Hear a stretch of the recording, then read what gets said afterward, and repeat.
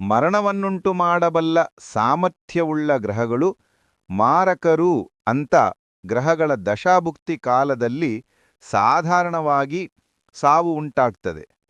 ಉದಾಹರಣೆಗೆ ಮಧ್ಯಾಯಸ್ಸು ಜಾತಕವೊಂದರಲ್ಲಿ ಮಾರಕದಶೆ 80ನೆಯ ವಯಸ್ಸಾದ ಮೇಲೆ ಬರುತ್ತದೆ ಅನ್ಕೊಳ್ಳಿ.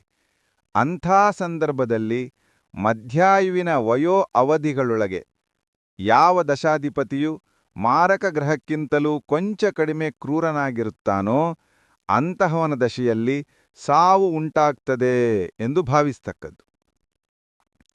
ಮೊದಲು ಜಾತಕವು ಮಧ್ಯಾಯುವೆ ಪೂರ್ಣಾಯುವೆ ಎಂಬುದನ್ನು ಕಂಡುಹಿಡಿಬೇಕು ಮತ್ತು ಮಾರಕ ಗ್ರಹಗಳು ಯಾವುವು ಎಂಬುದನ್ನು ನಿರ್ಧರಿಸಿಕೊಂಡು ಅಂತಹ ಗ್ರಹಗಳ ದಶೆಗಳು ಯಾವಾಗ ನಡೀತಾವೆ ಎಂಬುದನ್ನು ನಿಷ್ಕರ್ಷ ಮಾಡಿಕೊಳ್ಬೇಕು.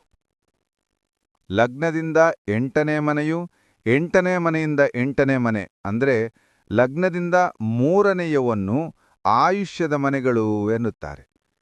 7ನೇ ಮನೆಯನ್ನು 2ನೆಯ ಮನೆಯನ್ನು ಮಾರಕ ಸ್ಥಾನಗಳು ಎನ್ನುತ್ತಾರೆ.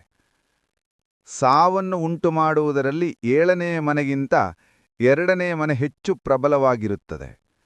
2ನೇ ಮನೆಯ ಅಧಿಪತಿ ಇಂಥ 2ನೇ ಮನೆಯಲ್ಲಿರುವ ಗ್ರಹಗಳು ಹೆಚ್ಚು ಪ್ರಬಲರು ಮತ್ತು 2ನೇ ಮನೆಯ ಅಧಿಪತಿಯ ಸಂಬಂಧ ಪಡೆದ ಗ್ರಹಗಳು ಸಾವನ್ನುಂಟು ಮಾಡುವುದರಲ್ಲಿ ಅತ್ಯಂತ ಪ್ರಬಲರು.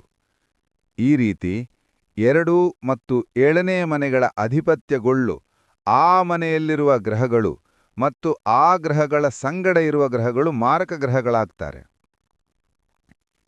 ಈ 3 ಬಗೆಯ ಗ್ರಹಗಳ ಪೈಕಿ ಮಾರಕಲು ಯಾರೂ ಇಲ್ಲವಾದರೆ ಆಗ 12ನೇ ಅಧಿಪತಿಯ ಸಂಬಂಧ ಪಡೆದು ಗ್ರಹವು ಅದು ಶುಭವಾಗಿದ್ದರೂ ತನ್ನ ದಶೆಯಲ್ಲೋ ಅಥವಾ ಆ ಗ್ರಹವು ಮಾರಕ ಅಥವಾ 8ರ ಅಧಿಪತಿಯಾಗಿದ್ದಲ್ಲಿ ಪಾಪಗ್ರಹವೊಂದರ ಕೊಬ್ಬುಯಲ್ಲಿ ಸಾವನ್ನುಂಟು ಮಾಡುತ್ತದೆ.